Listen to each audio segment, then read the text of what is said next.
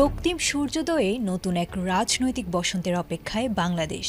দীর্ঘ প্রতীক্ষার অবসান ঘটিয়ে ক্ষমতার পালাবদলে রাজপথের স্লোগান রূপ নিয়েছে সচিবালয় আর নীতি নির্ধারণী টেবিলের দাপ্তরিক ব্যস্ততায়। দেয়ালের লিখন মুছে সেখানে শুরু হয়েছে নতুন নাম ফলক বসানোর প্রস্তুতি।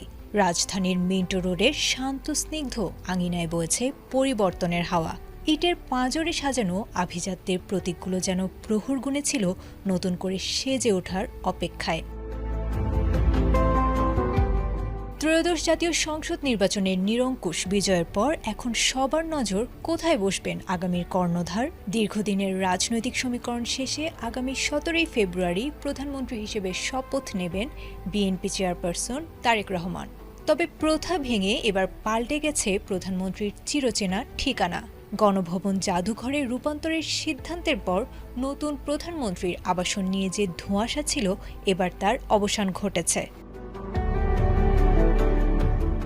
গৃহায়ন ও গণপূর্ত মন্ত্রণালয় সূত্রে জানা গেছে, রাষ্ট্রীয় অতিথি ভবন যমুনা হবে নতুন প্রধানমন্ত্রীর সরকারি বাসভবন।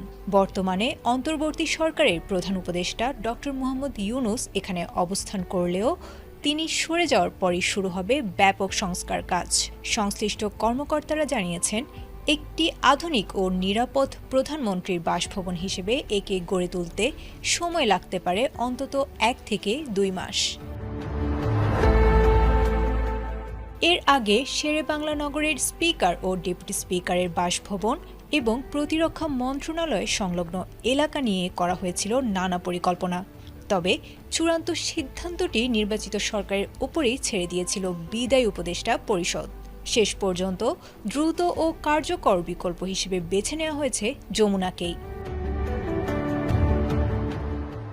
12 ফেব্রুয়ারির নির্বাচনে 300 আসনের মধ্যে 2 শতাধিক আসনে জয় পেয়ে বিএনপি বর্তমানে সরকার গঠনের শেষ প্রান্তে। 17 ফেব্রুয়ারি নবনির্বাচিত সংসদ সদস্যদের শপথ গ্রহণের কথা রয়েছে। শুধু প্রধানমন্ত্রী নন, নতুন মন্ত্রিসভার সদস্যদের জন্য 71টি ভিআইপি আবাস প্রস্তুত রেখেছে মন্ত্রণালয়। সব মিলিয়ে যমুনার আঙিনায় শোনা গেছে নতুন এক ইতিহাসের পদধ্বনি। আয়েশা আক্তার, এটিএন বাংলা।